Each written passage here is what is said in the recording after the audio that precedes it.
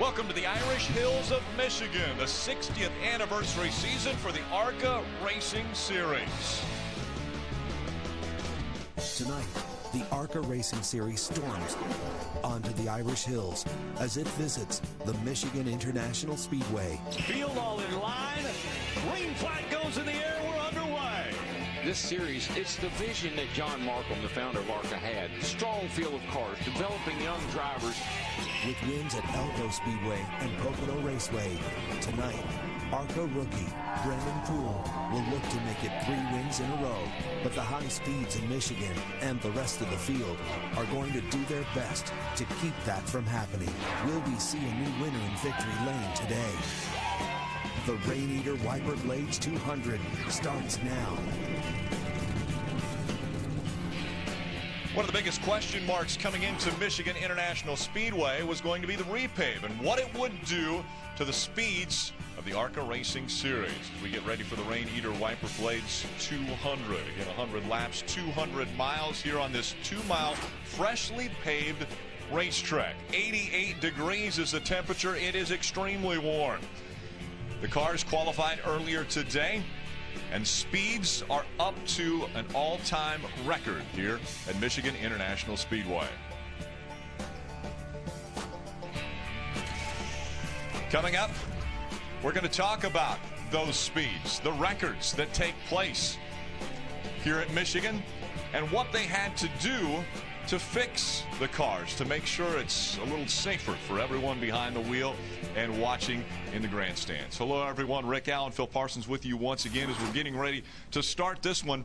And when you talk about, you're buying a house, they always say location, location, location is the key. When you talk about a new, freshly repaved racetrack, it's speed, speed, speed. And that's exactly what we've seen here already today. We certainly have. Joey Coulter sat on the pole, and his speed was about 2.5 miles an hour faster than the old track record. Now, that doesn't sound like that's much, right? Well, the problem is, ARCA officials, after their test, saw that they were going so fast, they changed the rules. They went to a tapered spacer, which they also ran last week at Pocono, and they trimmed an inch off the spoiler to try to slow the cars down. They did slow them down, but they're still 2.5 miles an hour faster than the old track record. We're going to see speeds all day long here, and those speeds are going to be able to be sustained throughout the course of a long run. And one of the things that we didn't see a lot of in practice was big packs running together, which is going to increase that speed because drafting does come in and play an important part in this race. We're going to see 40 cars out there running nose to tail. That's going to increase that speed once again. Yeah, we're going to see probably speeds entering the corner of over 200 miles an hour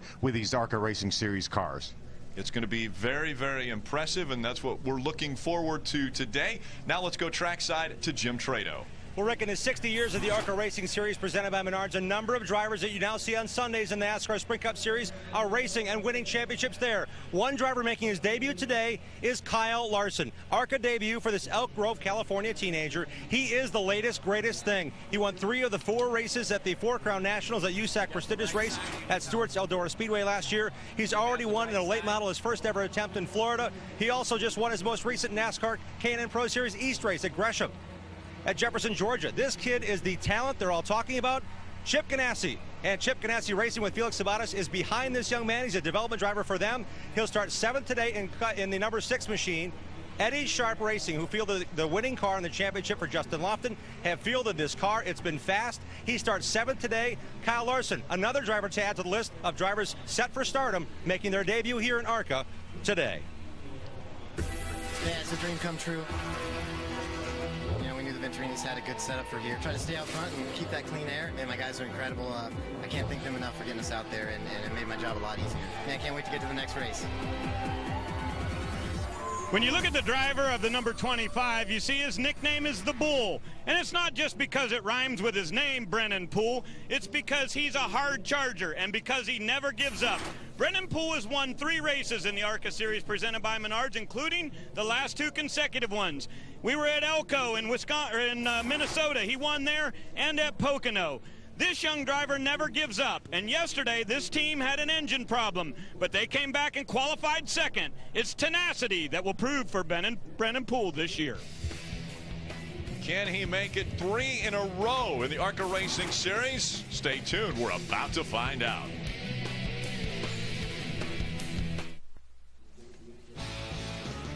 Coverage of the ARCA Racing Series on Speed is brought to you by Menards. Save big money on all your home improvement needs. Drivers have strapped themselves into the race cars. That means it's time to hear our command to fire engines. Let's go trackside. Race fans, it is time for those most famous words in motorsports. Here's your Grand Marshal, Julie Coates. Drivers, start your engines.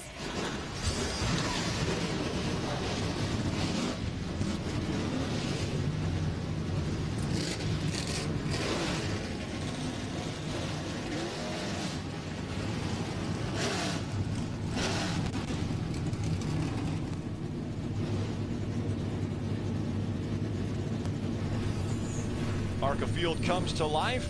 We take a look at our Menards Pole Award presented by Ansel. Joey Coulter gets his third pole in his 48th start and a track record for Joey Coulter. Broke the old track record Cale Gale set last June.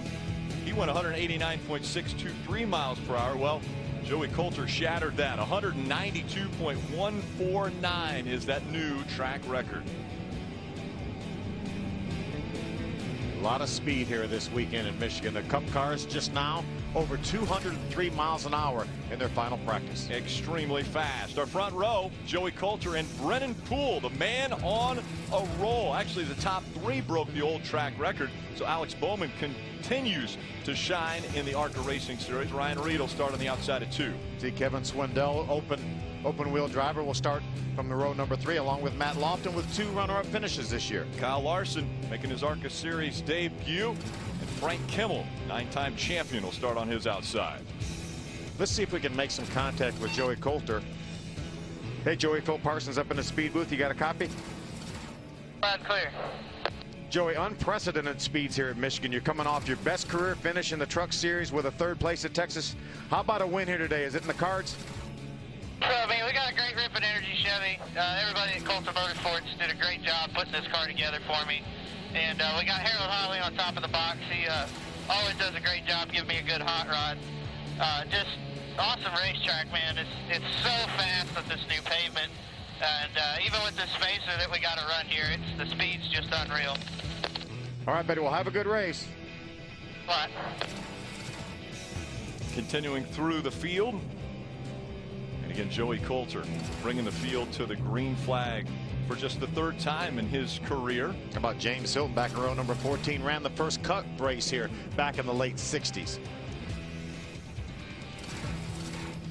Chad Hockenbraugh, Roger Carter. Hockenbraugh actually had some issues in practice, into the wall, so some damage to that number 58. Had to go to a backup car, comes in here 3rd in points. Buster Graham had an engine issue in qualifying earlier. We're going to ride along with a few different drivers, one of those being Chad Hockenbraugh, we just talked about. He will start in the 31st position today. We're also going to ride along with the 23 car for Spencer Gallagher. That's the Allegiant Air Chevy, and Spencer will start from the 15th position. Just a bit in front of Spencer Gallagher will be Nelson Canach. He starts in the 12th position in that number 35, fielded by Venturini Motorsports. Yeah. And another Venturini car, the number 15 of Ryan Reed, but it's a Ford. First time for a Ford for Venturini Motorsports. Ryan will start the JDRF Ford from the 4th spot. Very impressive qualifying runs for Venturini Motorsports. Let's go back trackside to Ray Dunlap. Well, Rick, you were mentioning Chad Hockenbraugh. It's been a great season. He's 3rd in points right now, has 5 top 10s, including 2 second-place finishes this year. But yesterday, with just a minute or 2 left in practice, they had a problem. They spun off at turn number 4, and he flat-sided his primary race car. So much damage on that car that they had to go to the backup. Well, what's their backup today? It's the car that they plan to use at Winchester on the half mile. The big question is, Hockenbraugh in the back of the field, can he work his way forward? They said the setup is good on this car, but there's still a lot of question marks. Jim? Well, Ray, one driver to watch, I believe, is the driver who's had 2 top 5 finishes in the last 2 races. Matt Lofton in the Strutmasters.com Chevrolet for Coulter Motorsports ran 4th last week. We saw Chad Hockenbraugh have problems today. Well, rewind 1 week ago, Lofton lost the car in practice due to crash. get this. Last week, he crashed that car. He put a backup on the front 3 rows and finished in the top 5, finishing 4th at Pocono. Today, he starts 6th in that very same race car. So they were able to overcome what they had going in Pocono with a very strong race car they brought back here to the new pavement at Michigan. Keep your eye on Matt Lofton. A couple guys that we will have to keep our eyes on for this race. Beautiful day for racing in the Irish Hills of Michigan. When we come back, the green flag will fly.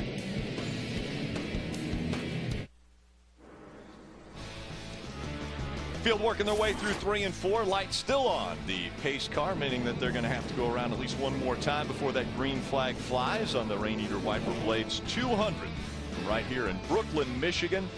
100 laps, 200 miles, and we know incredible speeds. Yeah, and a lot of rubber's been put down since these guys were last on the racetrack for qualifying early this morning. We've had 2 cup practices, 2 nationwide practices since they were on the racetrack for qualifying, and all that with Goodyear rubber. This is Hoosier rubber, so that we don't know exactly how that's going to react, but a lot more rubber on the racetrack, and the groove is widening out some since they practiced yesterday. How close can they go to halfway on a fuel run here at Michigan? I think about 45 to 50 laps. Remember, these guys have tapered spacers now. They get a little bit better fuel mileage with that, and they also have the old 22-gallon fuel cells, not the 18.5 like all the NASCAR series, so they can go a little bit farther because of the fuel, and they get pretty good mileage here with that tapered spacer, so I wouldn't be surprised. But most of the crew chiefs tell me it's going to be a 2-stop race. Yes, they could probably make it on 1, but they're feeling it's going to be a 2-stop race. One of the things that ARCA did a week ago at Pocono, just because of the new racing surface, they wanted to make sure that the tire wear was all right. So around lap 15, they threw a caution just to make sure that the tire wear was okay. They have said that they're going to do that again this week. So around approximately lap 15, ARCA officials will throw the caution once again if it doesn't come out on its own, but they'll throw the caution once again just to make sure that the tires are wearing the way they want them to. And the teams will have the option of doing whatever they want. They could do 2 tires, 4 tires, no tires, gas, no gas, whatever. So it's not like a competition caution. Right. In NASCAR, where you're not allowed to fuel before that competition caution, you can really do anything you want.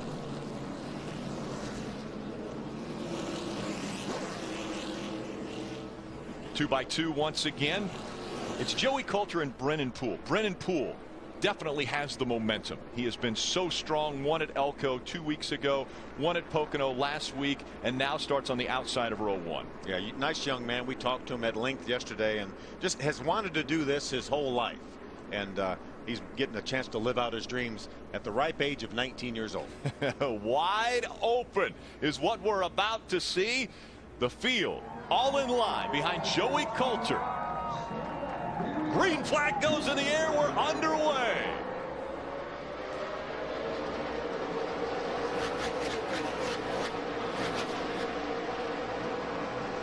It's going to be interesting when we get down here to the corner. We haven't seen a great deal of side-by-side racing yet. Brennan Poole, they're both these guys wide open. A little bit of a bobble. Side by side through 1 and 2. Brennan Poole just on the outside of that groove. 2 and 3 wide as they come out of turn 2 for the rest of the pack. Side by side for the lead. Coulter on the inside, Poole on the outside. Coulter with the preferred line, but here comes Brennan Poole on the outside. I think Joey Coulter might have got a little bit loose on the inside, or the inside car gets robbed of air off that rear spoiler. Remember, the spoiler's an inch shorter now than it usually is. That was the 40 of Roger Carter down on the apron as the pack went by for lap number 1. That's the 55 of Kevin Swindell. He stuck his nose underneath Joey Coulter for just a moment. Kevin was actually the fastest car in practice for the ARCA Racing Series. Actually ran faster than what the pole was. He ran over 193 average in practice. Now everyone falling in line. You see Frank Hill on the 44 looking to the inside of that 17. He drops in behind him, and trouble. around we go. Lap number 2. 35 of Nelson Canach. And cars flying in their way too quickly, making contact. One of them being Larry Barford Jr. in the 04. A lot of damage to Larry's car. There were a couple cars that hit Nelson after he spun. I think Larry was the second car that came along that hit him. And there's the other one. Tommy Hessert. Look at the damage to that federated car for Tommy Hessert. Wow. 35 of Nelson Canach was running in the 10th position Larry Barford Jr. was 17th when this happened. Great view there of the thumbs up from Nelson to the rescue workers. We talk about the speed, and this is a byproduct of it when something happens. He just got a little bit loose. He was right behind the 44 of Frank Kimmel. He does a nice job keeping that car out of the outside wall. Tom Hessert came along, had committed to the bottom, couldn't avoid him, then Larry Barford came along. Yeah, Larry had been all the way down at the bottom of the apron, and that 35 just kept coming down the racetrack, which really is a situation where he wants to get off of the racetrack. See the contact from Tom Hessert. Now you see Nelson come on down the racetrack, and then Larry Barford comes along. Incredible amount of damage to these cars. Riding along with Nelson.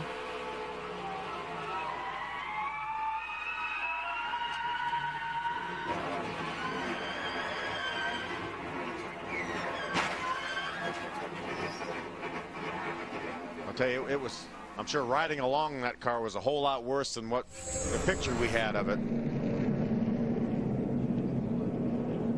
So the safety crew is immediately attending to the 35 of Nelson Kanach. He'll be climbing out of that race car. Again involved in this, the 04 of Larry Barford Jr. and the 52 of Tom Hessert. Both extensive damage to their race cars. There you see Larry about to climb out.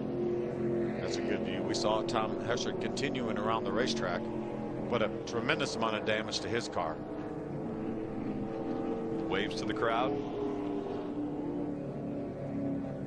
A lot of debris on the racetrack now because of this incident. Again, starting with the 35 of Nelson Kanach, just losing it getting into turn number 3, got sideways. Larry Barford makes contact as we see him climb into the ambulance. There is the sheet metal damage to the right side of Tom Hessert's race car. Looks like a can opener. Wow. I saw that the right front tire was at an odd angle, had too much camber in it. Let's go trackside to Ray Dunlap. Well, guys, Chad Hockenbrough has been to the pits already. His car was very, very free on entry. They made an air pressure adjustment on the right side, and also a big change to the right rear shock, making a 6-click change there for those guys. So big adjustment for him already in the race, but could pay off later to get some track position, Phil. Yeah, absolutely could. He's going to have a little more fuel. And again, remember, this is a backup car. Right. Early in the race, they're starting at the back anyway. Might as well use that time to adjust on it. Once again, the 35 of Nelson Kanach sideways. Caught the 52, but it isn't over. There's the 04 of Larry Barford Jr. trying to avoid all the way down into the grass. Nowhere to go. Tears the back end off of the 35.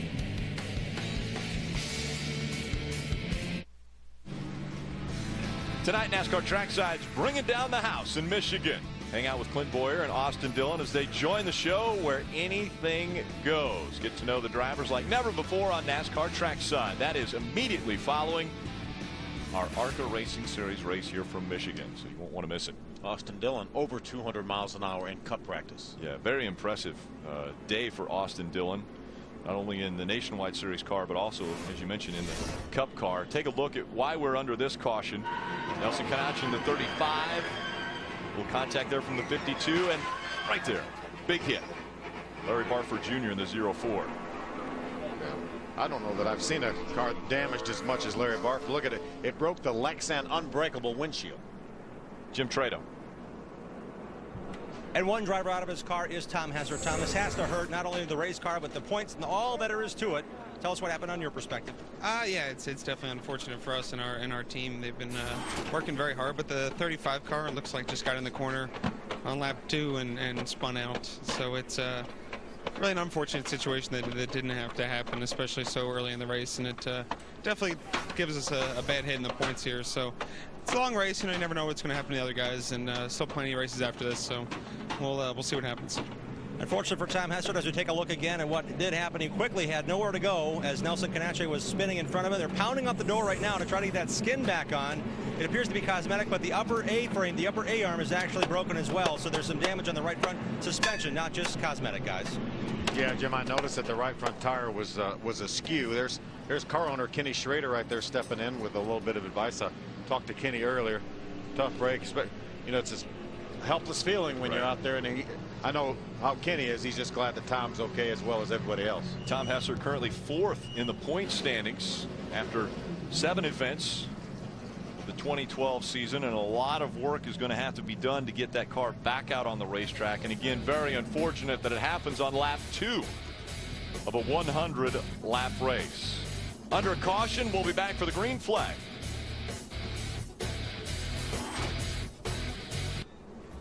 Tomorrow, the legendary 24 Hours of Le Mans returns to speed. National Geographic has named this race the #1 sporting event in the world.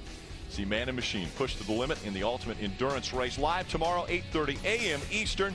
Join the conversation and pre-race excitement now by following hashtag LM24OnSpeed. Chad Hockenbraugh, we talked about him coming on to pit road.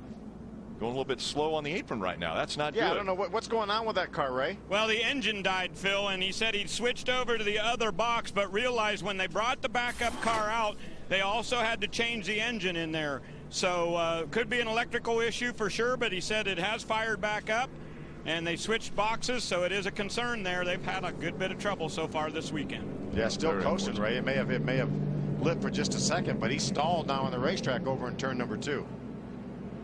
There's a truck pulling in behind him, so he'll get pushed back around to the attention of his crew on pit road. Again, cleanup continues in turn 4. Chad motioning for the Rucker driver to give him a push. We saw Kevin Reed as crew chief a moment ago. Again, we talked about during the nationwide practice when Elliott Sadler thought he had a electrical issue, right, how difficult that is to find. Remember, he comes in here 3rd in points now. A lot to be gained or lost here. Yep, Brennan Poole, your points leader coming into this race. Currently 2nd, Chris Buescher. Chad Hockenbraugh 3rd. Tom Hessert 4th, and Frank Kimmel 5th in the point standings. So big point implications already for 2 of the top 4. Chad Hockenbraugh, Tom Hessert. Chad already a lap down. The field goes by. We saw him reach in and try to start it as the truck was pushing him, and it did not fire. It didn't even sound like it was trying to fire. How about Tom Hessert back on the racetrack? Quick work for that team, able to get him back out there, and he's going to have a little bit of an interesting. That actually wasn't Tom Hessert. That was his team car. That was Josh Williams, who actually lost a car in practice yesterday and is using Tom Hessert's backup car to run this race. But his team continuing to work to see if they can get the side put back on that race car, as well as the mechanical issues that they're working on. It's actually just behind the wall on pit road. Alex Gregory, the 32. Glad to see Alex be able to take the green flag here. For those of our viewers that were watching Pocono last week, Alex had a problem on the pace lap, got into the outside wall, and we speculated during that broadcast that maybe he was going to try to go from the 2nd to 3rd gear, the 2-3 shift, and actually went from 2nd to 1st, and that's what locked the rear wheels up and spun that thing around into the outside wall. Jim, what's going on down there? Yeah, Alex Gregory actually pitted once already because he's loose, and they came down pit road. But more importantly, the team as a unit said, hey, you know what, could you do me a favor? Show that right rear quarter panel on our 32 car, please. There's a decal on it that says Pops really big. Patrick Shelter, the 2010 ARCA Racing Series champion, had his dad and mom very, very involved with his racing here. And his dad was involved in a serious industrial accident and passed away last Saturday just before our race at Pocono. There were a lot of get well soon Pops decals on their cars. Today, the 32 carries a memorial sticker on the right rear quarter panel. Mark Retz, the crew chief here, he went down and visited with Patrick, his good friend, a couple of days ago. And the funeral arrangements are this Tuesday. So please, as everyone watches this, keep the Shelter family in your prayers as the ARCA family is grieving a loss. Yeah, great point, Jim. Yep, well put. Well put. Chad Hockenbraugh has made it back to pit road. And they're going to lift the hood on that race car and try to figure out exactly what is going on. As Michigan Apple's on board as a sponsor for this race. While they work underneath the hood, let's talk a little baseball. This July, don't miss the biggest event of the summer as baseball's greatest stars battle for home field advantage in the Fall Classic. It's the World Series. The road to the World Series begins with the 2012 MLB All-Star Game Tuesday, July 10th. That's at 7:30 p.m. Eastern, 4:30 p.m. Pacific on Fox. Justin Verlander of the Tigers there. Oh, you had to bring up Tiger? Absolutely. Is that what you're saying? Yes. Yes. We're out just outside of Detroit here, about 70 miles from Detroit. Detroit native. 4. So once again, out in front of this field, it's Brennan Poole, Joey Coulter running in the second spot. Brennan Poole with a very impressive start to this race was able to get the lead on the outside of Joey Coulter. See these guys flexing their fingers there. That might be Spencer Gallagher there in the Legionnaire car. It is Spencer Gallagher. Lights are out on the pace car, meaning this time by will go back to green. Single file restart. We have not had any lapping on the racetrack yet, so they will start single file. Out in front, Brennan Poole can start on the outside of row number 1. Also broke the track record, but by not enough because Joey Coulter set the mark. His dad, when he was 4 years old, took him to the toy store to buy him a set of toy golf clubs. Right. His dad loved golf and he wanted him to be a golfer, and he jumped in a battery powered Corvette and drove it all around the store and could not leave without that Corvette. His mom said, you got to buy him the Corvette now. I asked him if that was a Barbie Corvette because my daughter Cammie had a Barbie Corvette. He said no, it was not the pink Barbie Corvette. It was a red and white one, really cool looking. Yeah, that's Brennan Poole. Again, just behind him, Joey Coulter, who had the pole 1. It was Poole that's been able to get out front. Kevin Swindell, Alex Bowman, and Ryan Reed, your top 5. Field all in line as they come back in front of the grandstands. Green flag back in the air.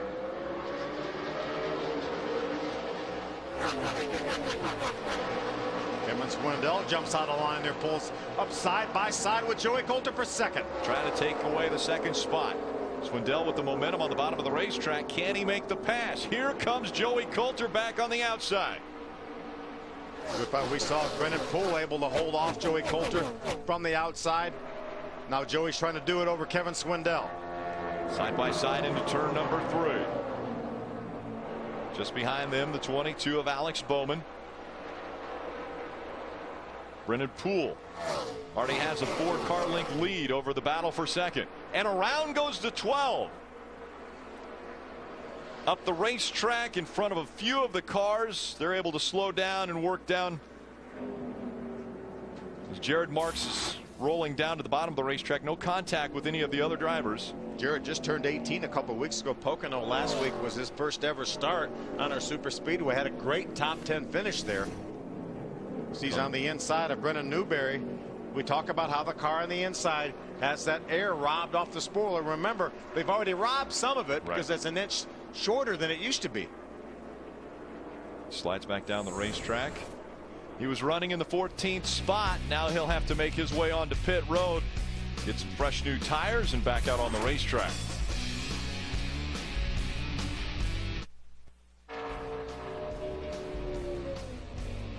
Welcome back. Take a look at our Raineater Wiper Blades 200 race analysis. 200 laps, 200 miles, 34 cars started the race. Burst just under a couple $100,000. As we talked about the pit window, somewhere around 45 to 50 laps. But every one of these caution laps will allow these guys to go an extra lap. So we've had a number of caution laps so far, so that will extend that pit window a little bit. New racing surface as you look at the particulars of the Michigan International Speedway. Let's go back trackside to Ray Dunlap. Well, Rick, just wanted to update you on the 58 for Chad Hockenbry. Actually, he said that they had spark whenever he switched over to the B box, and they did indeed, but what they did not have was fuel pressure. That's because they have a cable-driven fuel pump on these race cars, or on this particular car anyway, and that cable broke. So that's why they were not getting any fuel to the engine. They have repaired that, and he's back out, but many laps down. Yeah, tough break. We do have a lucky dog, but being so many laps down, it's awfully hard to be in position to get the Aaron's lucky dog. To get back on the lead lap as well. Brennan Poole, Kevin Swindell made the pass, so he will restart second in front of Joey Coulter, Alex Bowman, and Ryan Reed, your top 5. It's Lofton, Larson, Buscher, Kimmel, and Blankenship, the top 10. Green flag back in the air. We're back underway. Look at Frank Kimmel all the way up against the wall, trying to make a pass. looked like it might have forced, was it the 99 down a little bit? Yeah, and the 17 also involved there, Chris Buescher. But I believe the 99 of Brandon Davis went down to the inside. You're not allowed to pass until you get to the start-finish line. So he couldn't have started that pass where he did. So it looked like he just fell back in line. Yeah, I think, or maybe Frank jumping to the outside may have forced him down a little bit. Top 5 strung out as they work their way through 3 and 4 and back in front of the grandstands. See if we can run a couple laps here and get some kind of idea what kind of speeds we're going to see. Heat back up in the tires as you see Kimmel running side by side with Kyle Larson. Kimmel was on the inside. Larson makes the pass on the outside. And just behind them, the 17 of Chris Buescher. Frank's going to hang in there on the inside. Remember, a long race here, 100 laps here at Michigan, a long race, 200 miles. Right now, you just need to feel these cars out, see what you have. Give your crew chief an opportunity to adjust on them. Frank Kimmel, the only driver in the field that has won here at Michigan before. He won back in '98 and 2005. Now we're seeing Buescher making the pass on the inside of Kimmel. Buescher running a line we haven't seen a lot of down there to the bottom of the racetrack as he crosses stripe. Trying to move away from Frank to prevent Frank from side drafting. He is going to be able to make the pass. That last lap, Brennan Poole ran a 38.13. That's about a little over half a second slower than the pole. So they're still running close to 190-mile-an-hour average around here. And already he's got a half a second gap over second place Kevin Swindell. Swindell just in front of Joey Coulter. And whenever you see those gaps in front of a car, Joey Coulter's probably thinking, okay, I just need to get by that 55 so I can catch up to the 25 and challenge him for the lead. Yeah, Brennan Poole has that clean air. Kevin Swindell right now. Oh, trouble. Kyle Larson is smoking. The right side of that race car. See a little smoke, not running as quickly as the rest of the pack. Not sure what kind of issue that Kyle had. He was running in the 9th spot. 9th spot. See him not keeping up pace yet. Another look into the wall. Up into the outside wall. So he just got a little bit of, we saw that happen to Kurt Busch. He got his right side tires up above the black. There's not a lot of grip up there. Tremendous amount of grip on this racetrack where there's rubber down. Not that much where there isn't rubber down, and that's what happened to Kyle. He got his right sides up out of the groove there. Remember, this groove hasn't widened out yet. So unfortunately into the outside wall in his first ever start. Brings the car to the attention of his crew on pit road. There's the gap between second and third. See Joey Coulter making a little bit of a run on that 55. Yeah, not much of a gap as we watch left side of your screen. Eddie Sharp's guys go to work on Kyle Larson's car.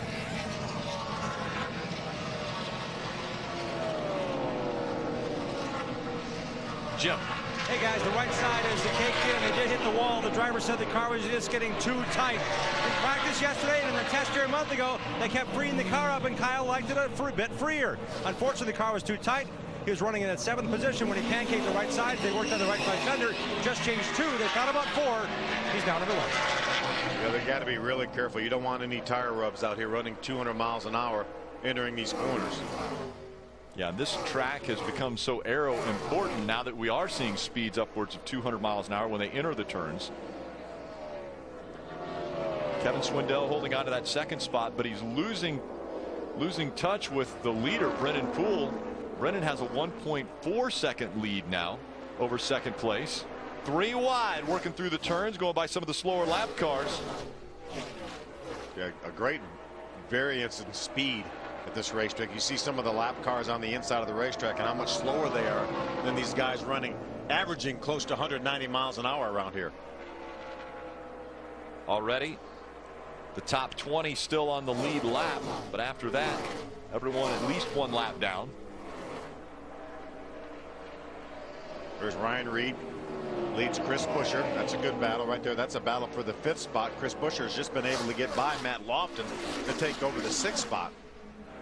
The gap that was between Brennan Poole and Kevin Swindell eliminated, and that's because of all of the cars that they're going to have to try to negotiate around. Ray. Hey, Rick, yesterday when I was watching practice here, I was amazed at the closing rate of some of these race cars.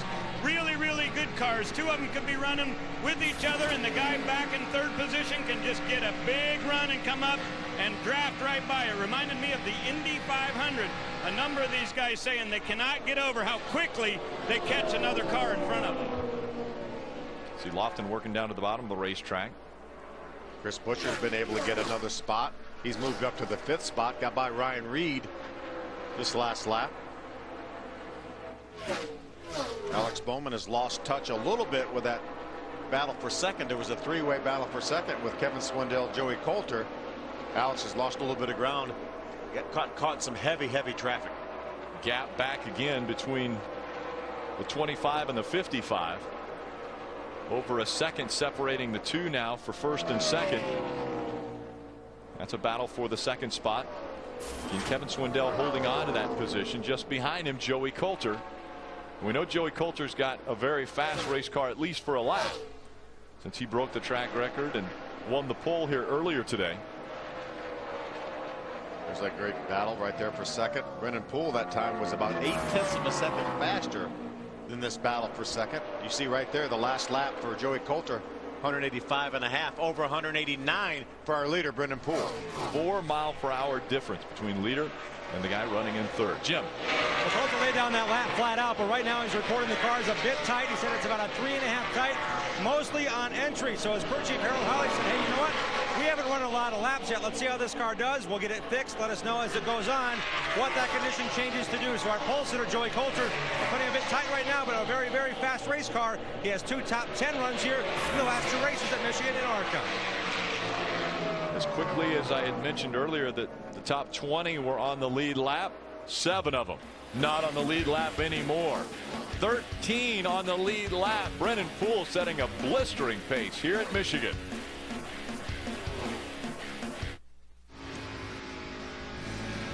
Sunday NASCAR race days live from Michigan, and Joey Logano is coming into his own now after he wins in Pocono from a week ago. Does that save his ride at Joe Gibbs Racing? And Mark Martin joins us live. We'll debate the decision to give Kurt Busch another chance in the 51 NASCAR race day, fueled by Sunoco, Sunday 10 Eastern, live on Speed.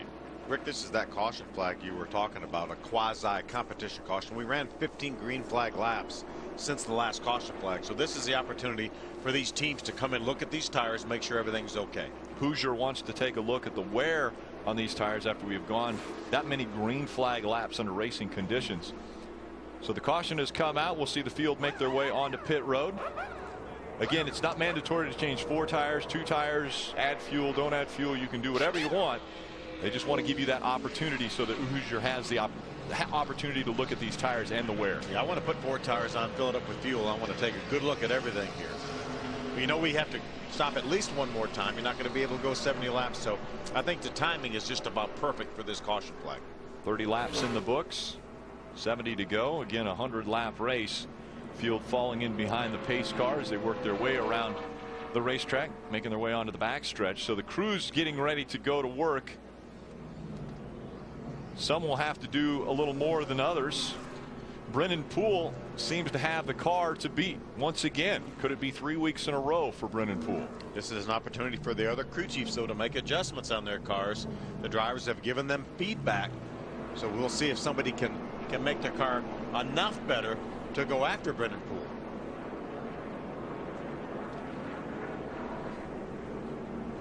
This is the first race of the Bill France 4-Crown Championship, which is an annual award that is given out to one driver who has the best finish in the 4 disciplines that the ARCA Racing Series runs on. We always talk about how diverse this series is, and that's a perfect example. The first winner of the 4-Crown, Davey Allison, 1984. It's a super speedway, a road course, a dirt mile, and then the short track. So everything you could possibly want to experience when it comes to racing right here in the ARCA Racing Series. Field making their way onto pit road. Jim Trado. Top of your screen, Kevin Swindell brings that 55 Kurt Brecker's machine down pit road. The Toyota will get 4 tires and gas. That's all the call is for crew chief Teddy Brown. 4 tires and gas. They're happy with the package. They work with the race leader all race long. Middle of your screen, Joey Coulter. He talked about being a snug tight. His crew chief, Harold Holley, talked about taking some air out of the right front tire. Small changes, 4 tires for Coulter in the middle of the screen, and he's down and away. 55 still at work, though, on the left side. Ray? Bottom of the screen, you see Alex Bowman. They want to go for 4 tires, too. He's aero tight in traffic.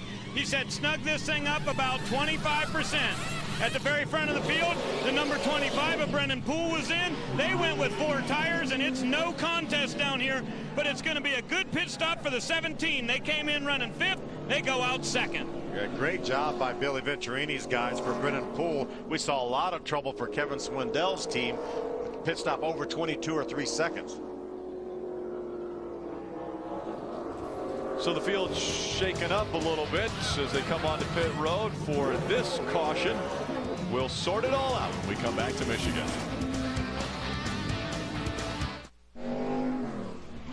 Welcome back to Michigan International Speedway. Cars making their way off of pit road now after service being done. The 25 of Brennan Poole able to get off the pit road first. Aaron's lucky dog goes to Alex Gregory, that 19-year-old, the benefactor of getting a lap back. That will put 14 back on the lead lap. Let's go and hear what happened on pit road from Ray Dunlap. Well, Rick, we wanted to get a quick look at the tires. This is the right front off of Brennan Poole's. Just a little bit of wear right here, but look as we get to the rear. When we got to the rear, this tire has a lot more damage. Had a little bit of tears here, and we're actually getting to a point where you can start to see the cords. This is between 17 and 20 green flag laps right there for the leader. Yeah, that's certainly going to be a concern. Hoosier calls that a hot tear, but when it chunks a little bit more than that, that's a little bit beyond that. Jim, what's going on your end? This is the right rear tire off of Kevin Swindell's second place car, guys. So as they're not concerned, the Hoosier rep came over and looked at it. This is exactly what we talked about before the race, Phil, with the Hoosier engineers. They came down, looked at it. They feel this is not a blistering situation right now, but unfortunately, a concern. There's a lot of spaces around this right rear tire tread that have pulled away and chunked out 55's right rear tire on Kevin Swindell's machine. Looked exactly like Brennan Poole's right rear tire. And again, both those cars out of Venturini Motorsports. We talked with one of the officials from Hoosier Tire before the race, and he said that there is so much grip on this racetrack that it's just heating these tires up. And so they weren't sure exactly how it was going to affect these tires, and we're starting to see how it's affecting these tires. We're seeing the big almost chunks taken out of these race tires. And we're hopeful that it will get better as they put more rubber down. That's certainly what we're going to hope, is that will get better. But as Ray said, that's somewhere between 17 and 20 green flag laps. The fact the last 15 laps of that were consecutive too. So the field back 2 by 2. Lap down cars on the inside, lead lap cars on the outside, led by that 25 of Brennan Poole. Chris Buescher with a great type off of pit road. We'll restart this race second. Alex Bowman third, Joey Coulter fourth, and Kevin Swindell in fifth. Coming out of turn number 4, they look to the flag stand, and the green flag goes back in the air. We're back underway.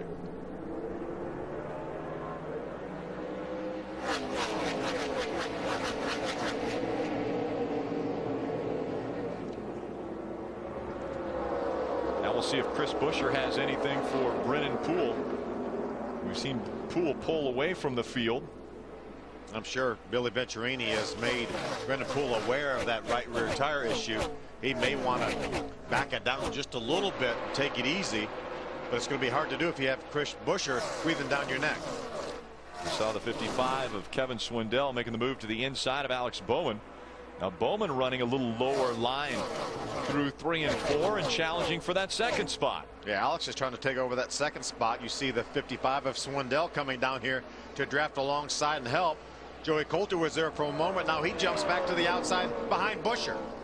Buescher running the high line, and up the racetrack goes the 55 of Kevin Swindell. We saw Joey Coulter check up just a bit. Joey has his teammate. He was behind him. Now he pulls to the inside. Matt Lofton. That's a team car to the 61. The 16 of Matt Lofton.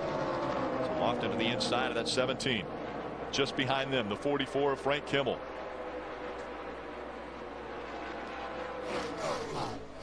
Frank makes the move. Gets side by side with Buescher.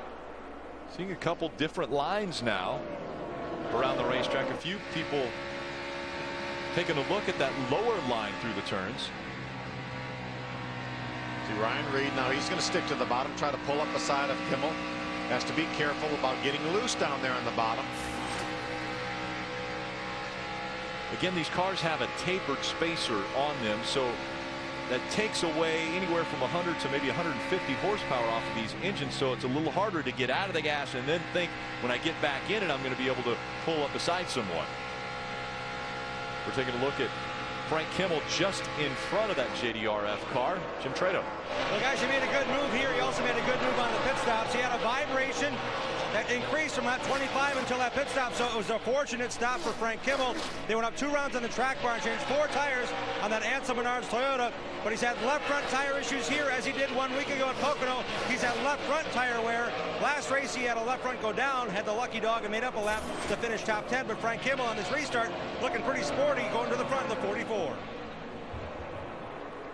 And we're hearing from pit road and from the ARCA officials that after they've looked at the wear on these tires, the ARCA officials will allow them an extra set of tires. So they have another set of tires on pit road that is available to them if they need them. Yeah, they started this race as Joey Coulter goes by Alex Bowman. That moves Joey up to the 2nd spot. They started this race with the tires on the car plus 2 sets in the pits. Now that will give them a 3rd set down in the pits. Ray, how about it? Well, Phil, just think about this. With only 2 sets down here, you could go, as you said, somewhere close to 50 laps on fuel, and that was going to put you getting your last set of tires with just 20 to go. This way you can divide this race into 3s. Next time we should pit should be somewhere around lap 60 to 65. Yeah, I think, Ray, you're exactly right, especially if the cautions fall where these guys can come to pit road. I think they want to get another look at these tires here, maybe run another a little bit farther, maybe 25 to 30 laps, and maybe get another look at these tires if the caution were to come out. And again, we haven't seen any tire failure. What we've seen is a lot of grip on the racetrack, and they just want to be precautionary before something happens. So that's why we were able to take a look at the tires. We saw the wear that we were getting, but still great grip. Yeah, the 2 right side tires we saw off the Venturini cars, the drivers may not even have noticed that. We were talking to the Hoosier officials. They said it's not a discomfort situation. It's just something that we want to keep an eye on. Keeping an eye on the racing around the racetrack. That's 16 of Matt Lofton. Looking to the inside of Alex Bowman. Alex takes the inside away. Kevin Swindell was able to get by Alex Bowman to move up to the 3rd spot. Again, out front, Brennan Poole. Joey Coulter has made his way back up into the 2nd position. Kevin Swindell running 3rd. Alex Bowman 4th. Matt Lofton is 5th. Busher, Reed, Kimmel, and Blankenship, as well as the 99 of Brandon Davis, your top 10. And Matt Lofton has really come along here. He's hit 3 of his last 4 races, top 4 finishes. Races out of Coulter Motorsports. That's the primary car, and then Joey will run occasionally, as he is here, in the 61 car. Ooh, Matt Lofton goes by a side-by-side battle of lap cars. Currently in the 4th spot, Lofton in the 16. Alex Bowman giving chase now. Yeah, Joey Coulter was actually a couple tenths of a seconds faster that time than our leader, Brennan Poole. Bowman trying to keep up with the leaders, Ray. Problem is he's got a bit of a vibration, Rick, and it was not like that on the car before they did the pit stop. So Paul Andrews asking everybody on the crew, did you get the lug nuts tight? Tire changer said, yeah, we believe we did. Everything should be good. But Alex dropping back about 5% off that throttle now because of the vibration. It's so hard here when you're running speeds approaching 200 miles an hour entering the corner and you have a vibration. It's so hard to hold that thing down knowing that, you know, something could go wrong at any second. So Alex Bowman going by the 52. Tom Hessert, again, Hessert involved in the first incident that took place on lap 2. No issues for the 25 of Brennan Poole as he continues to click off laps just over 38 seconds here. He leads at Michigan. Not the way Alex Gregory wanted the day to end. He is on pit road. He is already out of that race car. Damage to the right side. This is how it happened. Going in turn number 3 over there. See him coming to our screen. That's Alex right there. He gets a little bit, he gets his right sides up above the black. Don't know if something caused him to go up there, or if maybe he just got a little bit loose and had to chase it up there. But once you get up there, no grip. You see the pretty significant contact he made with the outside wall. Made the hard left turn onto pit road. The crew going to work on that car, and again, Alex Gregory already stepped out of the car. He's behind the pit road wall, watching. Not what he wanted to do. Wanted to be right behind the wheel, battling with these drivers. It's Buster Graham in the 88. Looks as though he'll get the Aaron's lucky dog. Ripper Buster, that'll leave us with 14 cars on the lead lap. Juan Carlos Bloom in the 97 running 13th. Buster Graham will be the 14th that will be on the lead lap. It's like they're getting ready to put the lug nuts on another set of tires. Yeah, that new set of tires that the ARCA Racing Series officials have given each one of these teams. We haven't run just about 12, 13 laps of green flag racing since that last caution. So it's going to be interesting. If you had unlimited tires, I would definitely be on pit road and for more tires. But they don't. How about this strategy? Kevin Swindell in the 55 makes the hard left turn. Swindell running in the 3rd spot, gives up that position to come to pit road. Alex Bowman, Frank Kimmel also. Jim, how about that 55 car?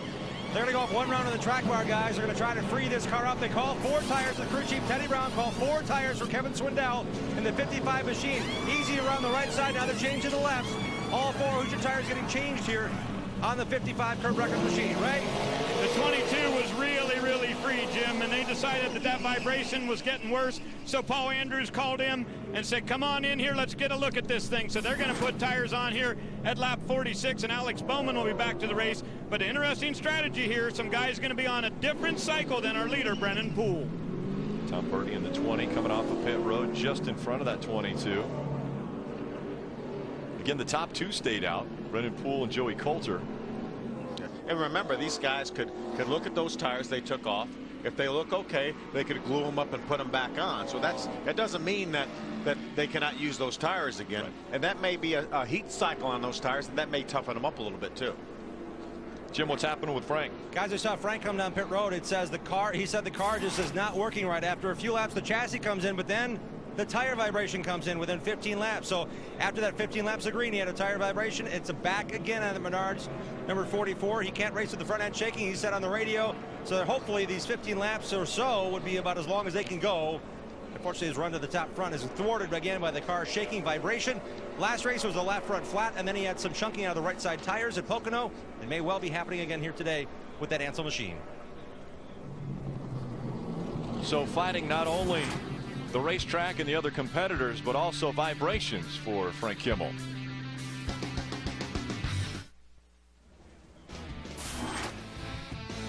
The Raineater wiper blades 200 about to go back to green. Green flag goes in the air. Brennan Poole, Joey Coulter, Matt Lofton, Chris Buescher, Ryan Reed. They are your top 5. They stayed out on the racetrack, as did Davis and Gallagher, your top 7. Still on the racetrack after a few made their way onto pit road. See Kyle Larson, who got in the outside wall earlier. He restarted on the inside line up front. He's being shown right now a couple laps down.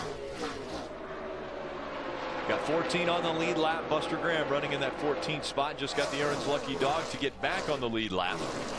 Brennan Poole has set a extremely fast pace, putting 15th through 34th a lap down. Kevin Swindell jumps to the inside of Spencer Gallagher into 23. Alex Bowman also. That is a battle for position with Frank Kimmel, the 44 right behind them. Giving chase is that 44 of Kimmel. Running for Thor Sport Racing this year, as we see Alex Bowman getting by Spencer Gallagher. Remember, Alex Bowman has tires. Paul Andrews brought him in, put tires on that car. Kimmel now trying to get by Spencer Gallagher as they work their way down the backstretch. Frank's going to be able to make the pass.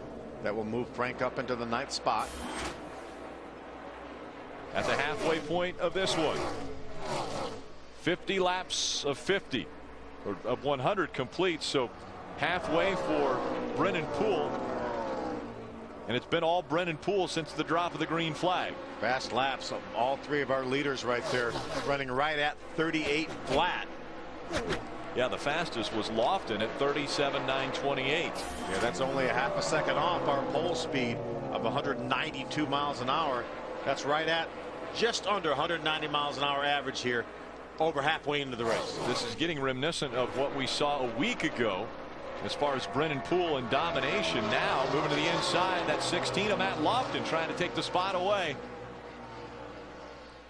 All three cars that time over 190 miles an hour. The fastest of those was the 16 of Matt Lofton. Lofton continuing to click off very fast laps. Joey Coulter holds him off though for the second spot. And Brennan Poole, as we talk about how fast the 16 is, Brennan Poole continues to pull away from Joey Coulter.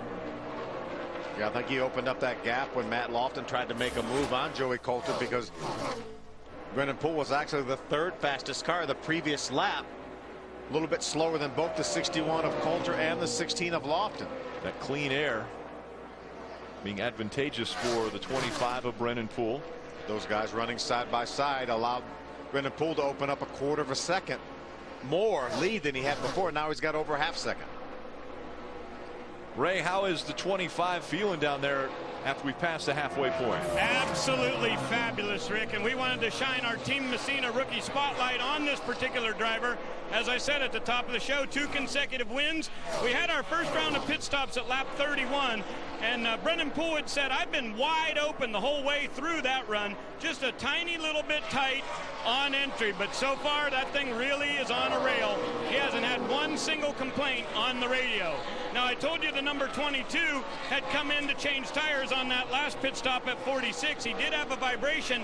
I went down to check. They did not have any loose lug nuts, but they did have a wheel weight come off. So that was apparently the problem for the number 22 of Bowman. And when you're running 200 miles an hour, you certainly want those tires high speed balanced. And if you throw a wheel weight, that could certainly cause a vibration. Kevin Swindell trying to get by that 99 of Brandon Davis. Works to the inside now. Trying to make sure he keeps the side force on that 55 so that it doesn't get too loose on him. Alex Bowman pulls down to push him along. He's able to clear the 99 of Brandon Davis. Now Alex is going to try to as well. And he will clear that 99. So Alex Bowman and Kevin Swindell both clearing. Poole, Lofton, Coulter, Busher, and Reed, your top 5. Swindell, Bowman, and Davis now in the 8th position. Frank Kimmel just outside of the top 8. He's running 9th, and Gallagher in 10th. Good run for Brandon Davis. His best finish this year was a 9th at Talladega, and he certainly has a shot at maybe improving on that. Been impressed also with that 55 of Kevin Swindell. He's only run 2 races this year. Finished 11th at Talladega and 19th at Pocono. Had a lot better car than that 19th place finish at Pocono. He had some left front tire issues. They battled tire issues at Pocono all race long, and now they're battling with Alex Bowman for that 6th position. Those two separated by just over 0.2 of a second. The gap between 1 and 2 now, Brennan Poole, Matt Lofton, is right at 1 second. Then a second and a half back is Joey Coulter. So the pace continues to be blistering for Brennan Poole. Coverage of the ARCA Racing Series on Speed is brought to you by eHarmony.com, where first dates have a better chance of becoming something more. By Ansel, for over 100 years, the world leader in hand protection. Big story on the racetrack. Race leader Brennan Poole making his way onto pit road. Ray, what's going on? Last time he was on the pit road was lap 31. At 58, he came on the radio and said bad vibration in the right front. Billy Venturini said, get this thing right to me. So he'll come down here. They're going to go right side tires. We're not sure. We'll have to see what those tires look like when they come off. The front looks just fine. Doesn't appear to be flat. We'll see. Let's go to the other end of pit road and check in with Trado. Well, guys, the 16 of Matt Lofton also just pitted on lap 31. He's now assumed the lead, but he was closing on Brennan Poole. He said he wanted a longer run. He got it. That car is very good. Matt Lofton, very good on the racetrack. Now we see the 61 of Joey Coulter hitting now for left side tires. He's down and away. We'll check up indeed if there's any changes, Ray. Hey, Jim, I wanted to tell you the 15 is coming in, getting pits also. That is a Ford for the first time ever in the 30 years of Venturini Motorsports, but also a vibration for Ryan Reed. We're going to get over and take a look at the tires that just came off the 25. Yeah, that's about 30 laps, and of those laps, it's probably 25 green flag laps since these guys last were on pit road. So I think it's a good, you get that vibration. We saw the heat checking, the hot tears, and when you get a little bit more of that chunking, then you get that vibration. You need to get it to pit road. Jim, how about the 61 of Coulter? Guys, they're all looking it over here. There's two Coulter pits right next to each other. They said there's a vibration. That's why Coulter came down pit road. No visible chunking. Now we see some here on the right side. The right rear tire has a little bit of that chunking we saw earlier. So chunking indeed, the vibration issue for Coulter, who's running top 5, right? Well, they decided to put left side tires on Brennan Poole's car too, because once he went back to the racetrack, he said that was not the issue. So they came down. Left side tires will go on here on lap 63. Jim? 61 is back in. Joey Coulter, I don't believe, had the issue solved. They might have changed the two right sides. Now they're going to change left sides on Coulter's number 61 Ripon Energy Chevrolet. Left side's quickly going on, no fuel. Killed it on the exit. They're pushing the car now, and Coulter's back away. Let's go back down to Ray. Jim, it's the exact same situation for Ryan Reed. He went back to the track and said this did not solve the problem, so they're going to go left side tires on this juvenile diabetes race car and see if that helps it. That'll be marked down on lap 64. And Ray, I saw the left front tire of that 25 of Brennan Poole, and it is, yeah, look at this. It is really chopped up. So that's the vibration that he was feeling. Jim Trado. They are changing the right sides on the 55 Venturini machine for Kevin Swindell, was ran as high as second, is back in the third position. Changing 4 tires now. They're topping off the fuel. 4 tires will take a peek at his tires. He's now down and away. While all this is happening, still out on the racetrack is the 16 of Matt Lofton. And he was on pit road on lap 31. So he has gone over 30 laps on this set of tires. As well as Chris Buescher. These guys are getting the best tire wear of anyone in the field right now.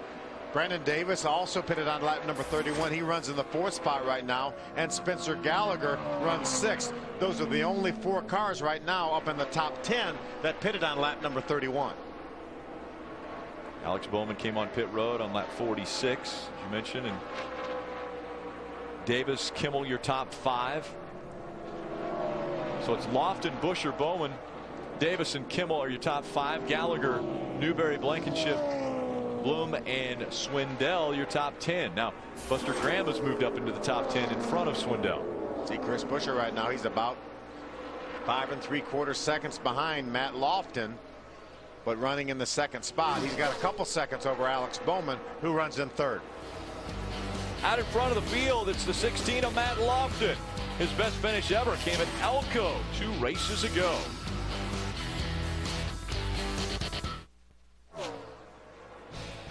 June 28th on Speed. It's all about horsepower in Kentucky. The world's toughest truckers will do battle in the Bluegrass State. You don't want to miss the NASCAR Camping World Truck Series. That's June 28th, 7:30 Eastern, live on Speed. So the big story is tire wear and who can manage it best. Right now, it's the 16 of Matt Lofton. Yeah, John Wolf, crew chief on Matt Lofton's car, must have a setup that's not abusing these tires. We've seen so many tires come off these cars that are blistered both lefts and rights now. Matt Lofton's been out there almost 40 laps. It will be 40 laps this time by since he was last on pit road. Just 30 laps, and when he crosses the stripe, it's 29 to go for Matt Lofton. Is this a situation where you come in worrying about tires as opposed to fuel? You know you're getting close on your fuel window, but you don't want to wear your tires out, and you know that you can go 29 laps. Well, I think Wolfie's gonna let Matt Lofton be the judge of that. If he feels any sort of a vibration, and I'm sure Wolfie's told him, hey, you let me know if you feel any vibration, we'll come now. Right? We know he can probably go another 5 to 10 laps on fuel if he needs to. Juan Carlos Bloom in the 97, about to go a lap down, but he's been very impressive. He's running in the 9th spot. Yeah, we're getting a report from pit road that they're talking about pitting in about 5 more laps. We know he can go to the end on tires. I'm not sure that the guys that made the unscheduled pit stops 10 laps or so ago, I'm not sure they can make it the rest of the way on the tires they have on the car. Guys like Joey Coulter, Brennan Poole, Ryan Reed, those guys all 2 laps down. Swindell only scored 1 lap down, but 2 laps down for Coulter, Poole, Reed. Again, an unscheduled pit stop for them. We see Spencer Gallagher on pit road now in the 23. And the biggest reason Swindell's only 1 lap down, they changed 4 on their pit stop, where the other cars came in and got 2, came back in because the vibration didn't go away, and got the left side tires. So good work by Teddy Brown and his guys to change 4 on that 1 pit stop. They figured out that it was the left side tires that were causing them issues. Again, Lofton closing in on that pit window where he'll want to make his way onto pit road. Alex Bowman, who pitted back on lap number 46, has really made up some ground on Matt Lofton. He's only 2.8 seconds behind. Remember, he can go probably, well over 90 laps, maybe even stretch it to the end on fuel, because you could probably 54 laps is not outside the realm of feasibility, but not sure you can do that on tires. If you nurse that fuel issue. And it seems as though, as you mentioned, the fact that the gap has been closed, that maybe Matt Lofton is starting to run a little bit easier to try to take it easy on those tires, and that's allowing Alex Bowman to close that gap. Now a little bit of smoke. I've seen a little smoke out of the 16 as he was working his way through 1 and 2. We're here, and he's coming to pit road this time. There's Alex Bowman. So if the 16 makes his way onto pit road, that will put Bowman in front of this field. Bowman has about a 4-second lead over Buscher in that battle for second. You see the 16 is coming to pit road. Alex Bowman goes by to take the lead. So now it's Alex Bowman's race. Buscher running in the 2nd spot. Jim. Way up on the head of pit end here, guys. Pit in. It's the first pit stop for the 16 of Matt Lofton, the race leader. They did indeed, Phil, say we want to take this thing till this lap exactly, but if you feel a vibration, head on in. No vibration reported from the driver. This is a scheduled stop for Matt Lofton, the race leader. Now let's go down to Ray. They want to tighten Chris Buscher up just a little bit, so watch for that track bar to go down. Buscher has said his car feels really, really good on exit. The BVEX Ford is here. They're going to go with 4 tires for sure. This is lap 75 when he comes to pit road. Remember, when he pitted the last time, he came in running 5th and went out 2nd. It was a good pit stop. 4 tires get hung here. The 16 will roll by him, so Lofton already back to the track, and Buscher back to the rack also. So Alex Bowman again out in front. His last time on pit road was lap 46. That's 30 laps ago, as we've completed 76 laps. Frank Kimmel has moved up into the 2nd spot now. He also came on pit road the same time. Frank Kimmel looking for that first win of 2012. He wasn't in victory lane a year ago either. Looking for win number 75. Could it happen here at Michigan, where he's won before?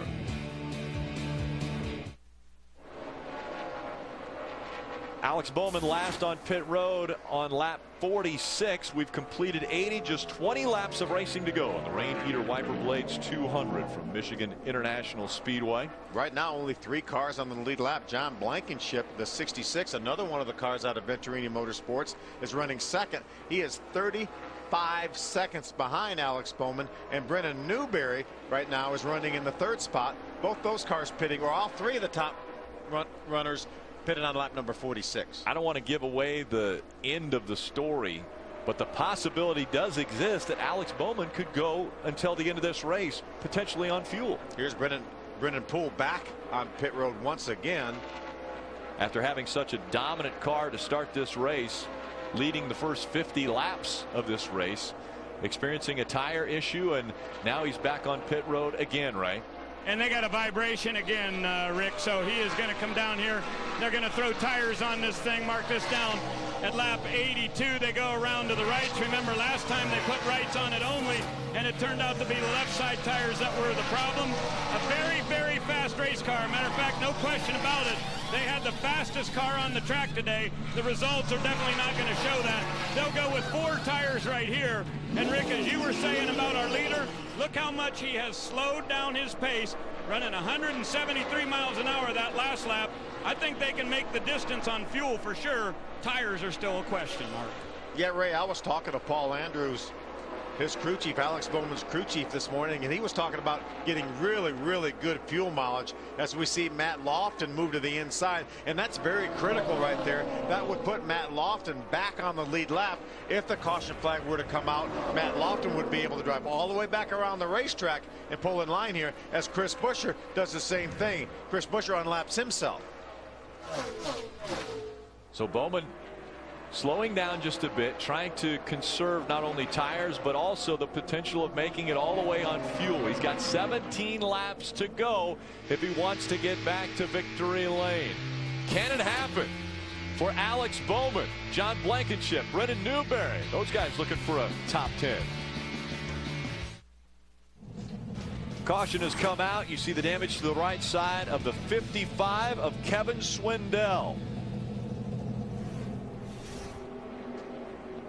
Swindell going to the inside of that 3. Looks like the right front may have gone away on Kevin Swindell's car. We have some more of the issues I think that we've seen, but I really think this is a huge break for Alex Bowman in the 22, and I think he's headed to pit road now. So there are 5 on the lead lap, led by Alex Bowman.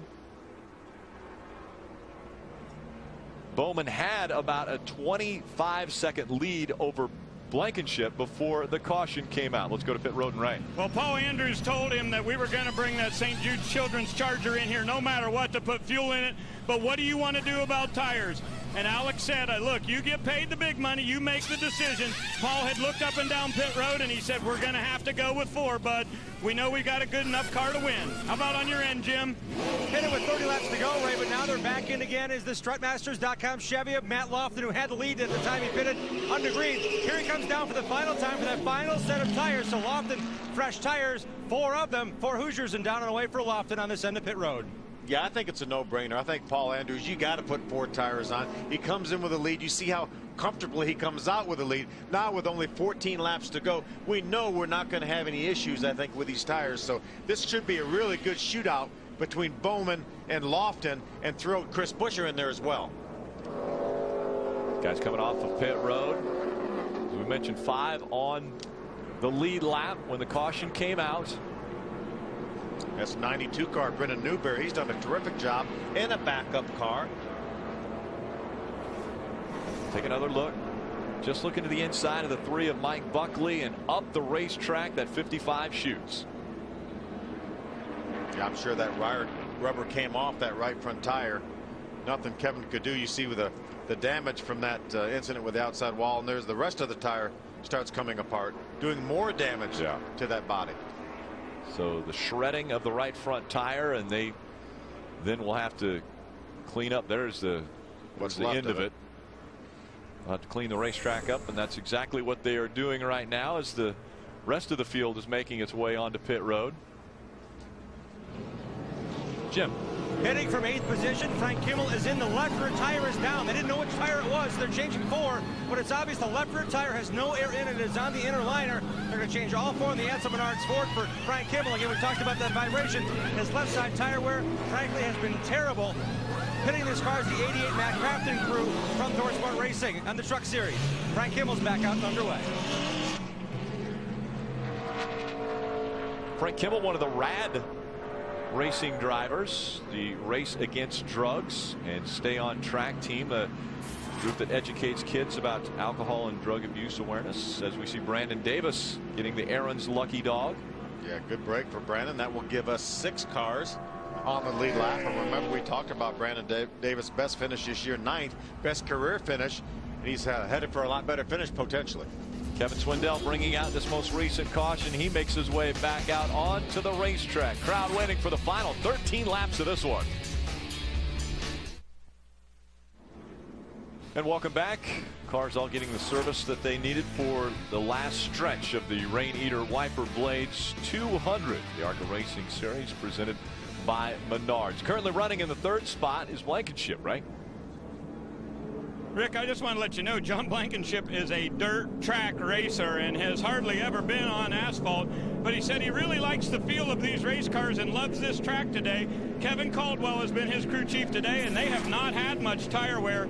And last week, remember, Kevin was in charge of that 55 at Pocono, and they kept having tire problems each and every time. So interesting today, they've made some very different setup changes on that car, and Blankenship doing a great job. Career best for him, 10th at Winchester back in 2011. Let's look back at how we got to this point. We didn't get very far. Nelson Canachi gets turned around, I think, lap number 2. You see Tommy Hesser comes along and hits him, and Larry Barford hits him extremely hard, destroys that 35 car. Second caution, Jared Marks in the 12 on the inside. Got turned around. It was a single car incident. There's lap number 44. Have a car into the outside wall here. That is Alex Gregory in the 32 Mosquito Patch car. Tires also the big issue. They got another set of tires after they took a look at the wear on these Hoosier race tires, and because of that, then you see the issue with the 55 of Kevin Swindell. He goes up into the wall. That right front tire shreds, and that is why we are under this most recent caution. Getting ready to have a shootout, though. Chris Buescher stayed on the racetrack. He last pitted on lap number 75. His tires should be in good shape. Get a chance to cool off here on this caution flag. We got Alex Bowman right behind him. Ray Dunlap. On our last round of pit stops, Rick, Brendan Newberry said his car had an incredible vibration. Well, check out this tire that came off. This is the left rear, and this is the inside of the tire. This thing, just about pretty much 1/4 of the entire tire tread is gone on the 92. Ready to go back to green. Green flag back in the air. Just 10 laps of racing to go. Can Buescher hang on, or will it be Alex Bowman with 4 fresh tires that's able to get by? Remember, Bowman, Matt Lofton both have 4 fresh tires.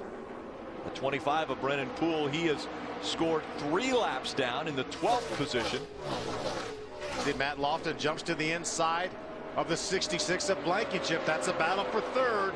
Matt has his teammate Joey Coulter pushing. Joey's being shown a couple laps down. So Blankenship in the 66 falling back now as that 16 of Matt Lofton gets by. Brendan Newberry does as well. The 92 car, that's Brendan Newberry. We just talked about him on the lead lap. Brendan now moves up to the 4th spot. Top 2 pulling away. Buescher and Bowman, 1 and 2, separated by 0.3 of a second. Lofton currently holding down the 3rd spot. As you mentioned, Newberry moves up to 4th. Blankenship back into the 5th position. Frank Kimmel also in 6th on the lead lap.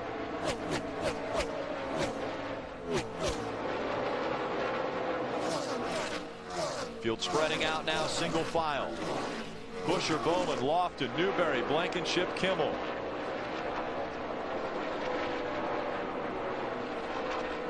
So Buescher now crossing the stripe. 8 laps of racing to go. Has 6 car lengths between himself and Alex Bowman. Looks like the fresh tires for Alex Bowman not giving him an advantage with 8 laps to go. Fast lap that time by Chris Buescher. 37.90. That's probably within 1/10 of a second of the fastest lap we've seen this entire race. He wants that trophy. Both drivers, Buescher and Bowman, have been to victory lane before. Alex Bowman 3 times, most recently this year at Salem. Chris Buescher has won 6 times, most recently in Toledo this year. 2 short track wins for these 2 up top. This would be a big super speedway win for either driver if they're able to hold on. Fast laps that time. The fastest car on the racetrack by a little bit was Matt Lofton right now, running 3rd. He's 4th in line. That's Brendan Poole right now, the 25, who's being shown at least 2 laps down. Matt Lofton running in the 3rd spot, but trailing that 25 of Brendan Poole, a couple laps down. So Matt goes wide, up out of the groove there a little bit. 6 laps remaining from Michigan. A record-setting day. The track record set by Joey Coulter in qualifying earlier.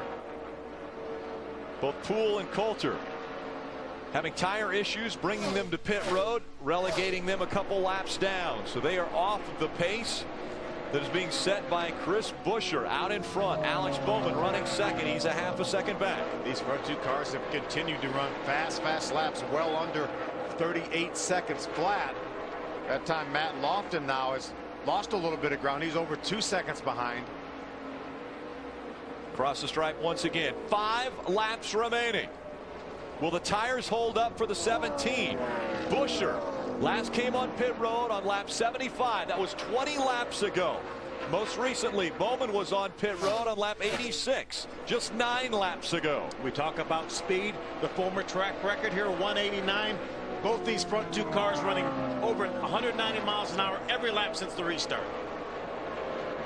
This track has shown that it is capable of unbelievable speeds. And now we're clicking them off lap by lap. 4 to go. Chris Buescher. Just 8 miles remaining in this race. Can he hang on? Alex Bowman gained a little bit that time. He needs a little bit more, though. Fuel not an issue. The question mark, tires. Will they hang on for the final 4 laps? Chris Buescher with 10 laps more on his tires than Alex Bowman. Will 10 laps make a difference? They're running wide open. I'll guarantee you right now, Chris Buescher, Alex Bowman running these cars wide open. As hard as they can. Coming up on some slower lap traffic. Kevin Swindell on the bottom of the racetrack. The gap has been closed. Alex Bowman closing in on Chris Buescher. 3 laps to go. I think Alex Bowman is getting close enough now to get a little bit of a toe off Chris Buescher's car. He beat him by a 1/10 and a half that lap. Using the draft. Can Bowman close in and get up and challenge for the win here at Michigan? He has noticeably gained on Chris Buescher. Look at, he's gaining again. Through 3 and 4. A better 3 and 4 for Alex Bowman. This time by as they cross the stripe. 2 laps of racing to go. The gap before was 0.4 of a second. It's 0.2 of a second now. He's there. Alex Bowman has used that draft to gain on Chris Buescher. See what he can do through the center of the corner. Running the lower line. Alex Bowman through 1 and 2. Can he get the run off of 2 and catch him down the backstretch? Buescher pulling away down the backstretch. A huge gap Buescher has put between he and Alex Bowman now as they enter turn 3. I think Alex Bowman got a little bit too wide exiting turn number 2. I think he had to jump out of the throttle. Coming out of turn number 4. White flag will go in the air. One more time around for Chris Buescher in Michigan. One more chance for Alex Bowman to try to do something with Chris Buescher. He's got to get off of turn 2 better. Now the slower lap traffic forcing that 17 down the racetrack. Buster Graham in the 88 trying to go up high. Let these 2 race it out for the win. That slowed down Chris Buescher. Look how close Bowman is. Here comes Bowman. The final 2 turns. Entering turn number 3. Bowman to the bottom of the racetrack. Buescher goes down to try to block. Both of them hard on the gas as they're coming out of turn number 4. Buescher slides sideways. Here comes Bowman to the inside. Side by side, door to door. Bowman to the bottom. It's Buescher winning at Michigan. What a great job by Chris Buescher holding off a much faster Alex Bowman right at the end. What a run Alex Bowman had, but it wasn't enough. Chris Buescher gets his 7th win in his 42nd start. And more importantly to him, a super speedway win for Chris Buescher. Chris Buescher has been so good on the short tracks, and now he notches a super speedway on his belt as he will go to victory lane in Michigan. And one celebratory crew chief standing by with Ray Dunlap. And that would be Gary Rullo, and celebrating here with the crew. Great run today, Gary. I know there was some big decisions to make about when to pit and what to do. Really had to watch tire wear very close, and Michigan's always a fuel mileage race, as we all know, but really played into our hands here today. Talk about the season so far, 2nd win. Well, it's good. It's good up to this point. We've been fast pretty much everywhere we go. We haven't had a couple of the finishes we needed, but hopefully this puts us back up on top of the points. The 25 had a tough day today. Buescher gets the win. It tightens it up at the top of the point standings here in ARCA. Chris Buescher just the 2nd driver to go back to victory lane in 2012. Brennan Poole has won twice. Now Chris Buescher.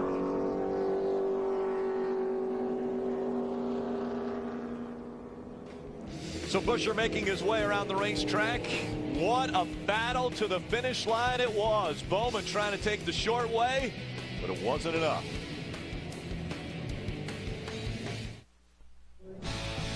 Coverage of the ARCA Racing Series on Speed is brought to you by Messina Wildlife Management. Stop animal damage with Messina Wildlife Management. And by Aaron's. You don't need credit. All you need is Aaron's. A fantastic race to the finish. Two cars battling it out coming off of turn number 4. Buescher in the 17, Bowman in the 22. Bowman down to the bottom of the track. 54 one-thousandths of a second separate 1 and 2. And who gets to celebrate? Chris Buescher coming out of the car in victory lane. Reliance Tool and BVAC's the sponsorship here on this 17 today. And when the white flag came out, Chris Lambert, your spotter, said to you, "You got it. It's easy, no problem." That last lap was a lot tougher, though. Yeah, it definitely added some excitement there at the end, you know. It was, man, it was just a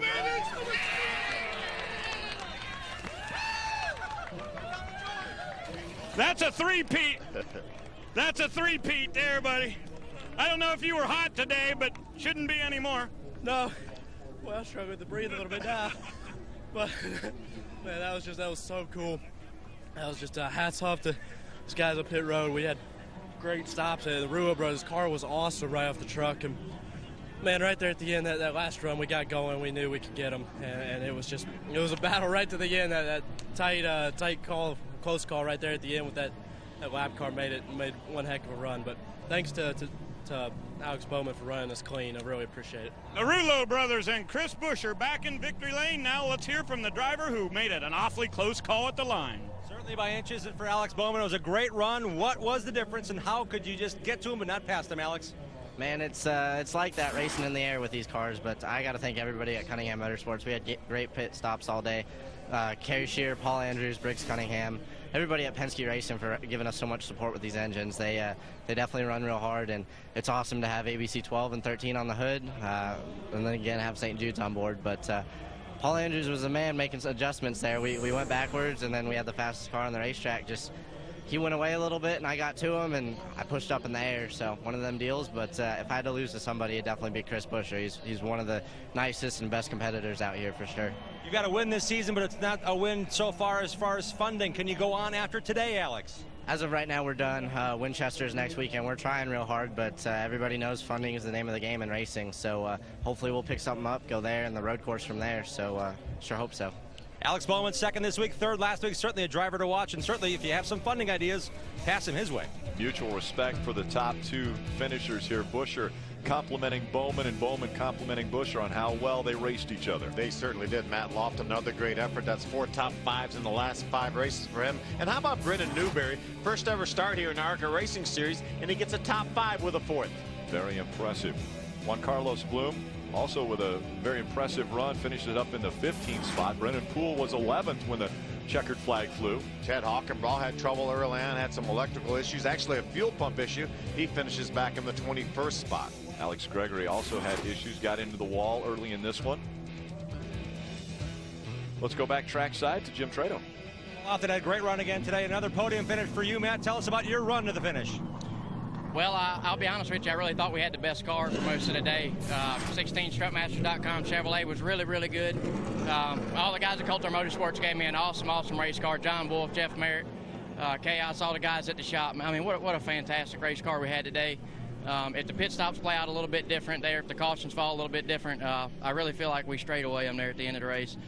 We lost the spring rubber on the right front there on the last stop and started smoking a tire, so wasn't a whole lot we could do once we got on that 10 to go restart. But another great car, another great finish, and steadily working our way back up into points.